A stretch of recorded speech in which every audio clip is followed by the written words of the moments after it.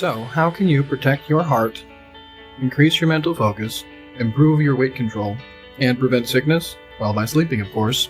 It improves your cardiovascular health, improves your memory, your problem-solving ability, your hormone regulation, including regulation of insulin.